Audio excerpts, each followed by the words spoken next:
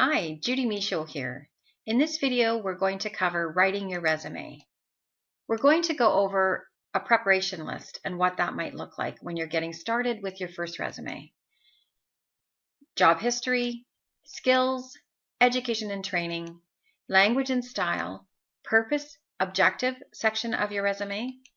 We'll talk about common resume mistakes that people make, what your resume needs to look like in the layout, and a resume checklist that you need to follow.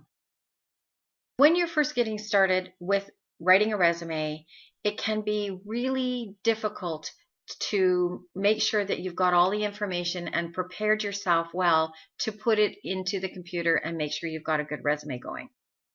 What I recommend is that you make a preparation list. You get out a book and a pen and a paper and you spend some time thinking about all of the things that you've done in the past as far as your job history, your education, your skills. So you're going to have a list for each one and you'll brainstorm them out, write them down as best that you can remember. Now, if you can't remember exact dates for the jobs that you've had, you're going to want to go back and look in your files or look somewhere to figure out what month did I start, what year was it, what month did I end, and what year was it. Get those dates right, because if they call a reference and the reference is somebody that you worked for and they say, no, they didn't work for me in those months, they worked for me in these months, it doesn't look like you put the right stuff on your resume. That makes you not reliable. You want to make sure that you've got your job history brainstormed out on a piece of paper. Your skills you're going to brainstorm out. You might want to get some help with that with some friends and family and say, I'm trying to put skills on my resume. Can you tell me anything that you see that you think that I'm good at? Because sometimes we have a hard time thinking about the things that we're good at and we need somebody else. You might even just brainstorm out with somebody skills, just general skills. And then you can say, oh, I have those skills and those skills and those skills. As far as your education goes, you want to make sure that you've got it right as well. So your job history, you want to list all the positions you've held for the last 10 years or since you started work. If you don't have a lot of work history or it's not extensive, you want to put the volunteer positions or jobs that you've had. And it might be things like that were related to what you did in school. Maybe your parents had a business and you were working with them in the business, so that's job history. You might have been in the summertime mowing lawns for people or part-time work that you took on for someone. Anything that you gathered work history from, you want to make sure you include on your resume, especially when you're first getting started and you don't have a lot of history. Skills. When you're looking at skills, you want to list any and all of the skills that you possess. And like I said, sometimes it's just brainstorming out skills in general and then looking at those and saying, I have that skill and that skill and that skill. You want to include work-specific and work-related skills on your resume, not personal skills or things that you've gathered in your personal life necessarily, unless, of course, those personal skills really help with the job that you're bidding on. So for instance, if you're looking for getting a job in a retail store and you have good organizational skills because you've been, filing for your parents at home on a volunteer basis, that shows organizational skills. Or if you're looking to go get a job at a fast food restaurant and you have your food safe and you've also been doing a lot of cooking and volunteer cooking for an organization or a nonprofit organization, that is really good skills to add. Social and people skills are really important in most jobs. Most employers are looking for, do they have a good attitude? Because attitude is everything. They can teach you the skills that you need on the job. And I've heard this from many employers, but they cannot teach you attitude. If you don't have a good attitude, they can't teach it to you. And they don't want to hire people that don't have good attitudes. As far as education goes, you want to list all your formal education, grade 12, any degrees you've got, any certificates that you've gotten for programs that you've taken, as well as informal education. So that might be a workshop that you attended on communication or something like that. Any semi-formal courses or training, that would include something like the one that you're taking now is a semi-formal course, or also it might be Toastmasters that you've taken. You may have taken other communication courses as well, and you might want to list those in your education. When you're writing your resume, The language used in a resume is almost as important as the information that's contained in the resume. What I mean by that is you might have a lot of good information in your resume, but if you don't write it out so that someone's going to read it and it reads like a story, and it needs to be your story, self-created, not a stock story that you copied online, I would recommend, if you're struggling with the language on your resume, go online and look up sample resumes that are written for a specific job that you might be bidding on, and use some of the language that they've got in the sample resumes. Don't copy the resume word for word, then it would be copying a stock resume. You want to make it self-created and unique. It's all about you.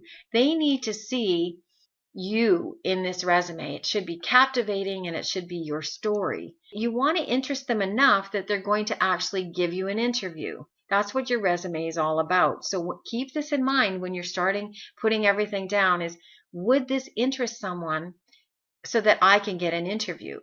Would it interest me if I was reading it? So try and look at it from a third party or an outside perspective. If I read my resume, would I give me an interview? The purpose and objective section of your resume, when you're applying for a specific position, include a purpose or objective. For instance, if you're targeting a carpenter position with a company, your objective on the top would be looking to obtain a carpenter position with your company. Usually they're at the beginning of your resume, and they're for targeted resumes or internal resumes. If you're working for a company already and there's a job that you want to bid on inside of the company, then you're going to put that on the top of your resume. In many cases, though, your cover letter will also contain an opening paragraph which will explain your purpose or your objective for putting your resume in. Common mistakes that people make on a resume: they use cliches like thinking outside of the box, that kind of thing. They're pre-made, and don't use them. Stay with normal language that everyone understands. Do not list unnecessary information. So don't put on there that you're good at hockey when it has nothing to do with the job that you're bidding on. If your hobbies and interests are not relevant to the applied position, don't use them. Never mention reasons for leaving your past job. Do not include salary expectations. You will have a chance, if you get the interview, to ask what the range of the salary might be, but don't put your expectations on your resume. Do not omit references on your resume unless you put at the bottom of your resume references available upon request. Another common mistake that people make is they assume they'll ask someone if they'll be a reference on their resume, and that person says yes. And then 5 years later, they're applying for a job again, and they use the same reference, and they haven't talked to that person for some time, and the person hasn't kept in touch with them. And then when the company calls them, they don't get a good reference, because they'll say, well, I haven't heard from them for 5 years, and I don't really know what they're doing. And when I worked with them, this is what they were doing. You want to make sure whenever you're adding a reference to your resume, make sure you follow up with that person and tell them what you're doing and tell them that you're applying for jobs again. Can you use them as a reference on your resume? And get their permission. Make sure they're going to say some nice things about you, because if they're going to say not nice things about you, you don't want to use them as a reference. And make sure you check. So many people don't check, and then they get a bad reference from somebody they put on their resume and they don't get the job. Never fax a copy of your resume without calling first, because you may not have the right fax number and it could be going off into never world. Your resume layout will depend on the type of resume you're using, and there's different types of resumes, which we'll go over in another video. Generally start with your name, address, and phone number at the top. Your headings and titles should be uppercase. Do not clutter up your resume. Make sure you leave some spaces in between the main sections so that it looks nice and it's easy to read. White space is always nice on a resume. Use indents sparingly to separate subsections and ideas. And a second type of font can be added to keep your organization. The main font should be a standard font like Arial or something like that.